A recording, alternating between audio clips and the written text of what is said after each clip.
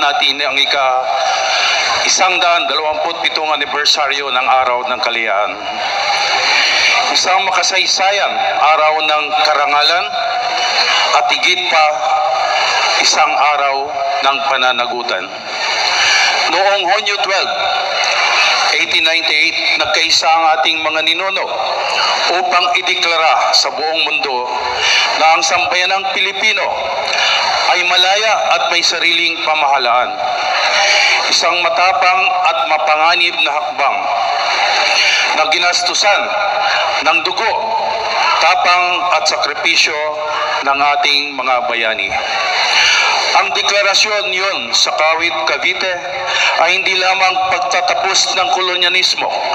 Ito rin ang simula ng ating tuloy-tuloy na tungkuling itayo, ipagtanggol at paunlarin ang ating republika para sa bawat Pilipino at sa bawat henerasyon.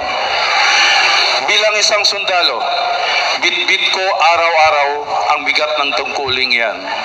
Ngunit naniniwala rin ako na ang pagtatanggol sa ating kalayaan ay hindi lamang responsibilidad ng mga nasa uniforme. Ito ay kolektibong misyon ng bawat mamamayan. Tayo ay nagtatanggol ng kalayaan hindi lamang sa pamamagitan ng armas, kundi sa pamamagitan ng katapatan sa panunungkulan, pagkakaisa, disiplina at pagmamahal ng bayan.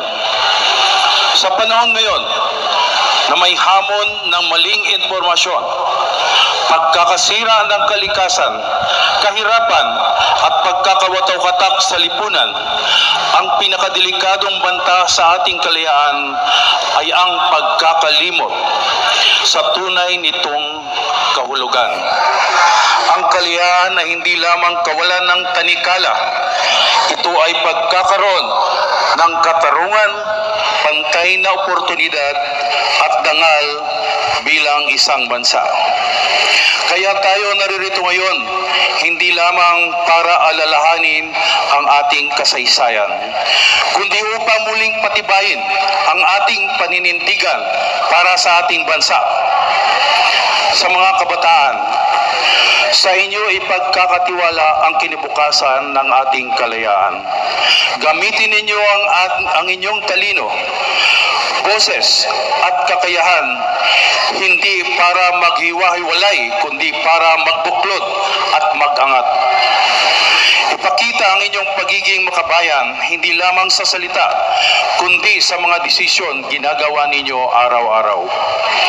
Naway ang pagdiriwang ngayong taon ay magsilbing paalala na ang kalayaan ay hindi dapat inaabuso o kinakalimutan. Dapat itong galangin, ipaglaban at ipamana, mas matatag at mas makatarungan sa susunod na salinlahi. Habang ating itataas ang bandila ngayon, gawin natin ito ng may pasasalamat, paninindigan at pag-asa, sapagkat hanggat may Pilipinong lumalaban para sa tama at makabayan, mananatiling buhay ang ating kalayaan. Mabuhay ang Araw ng Kalayaan, mabuhay ang Iligan City, mabuhay ang sambayanang Pilipino, mabuhay tayong lahat. Maraming salamat.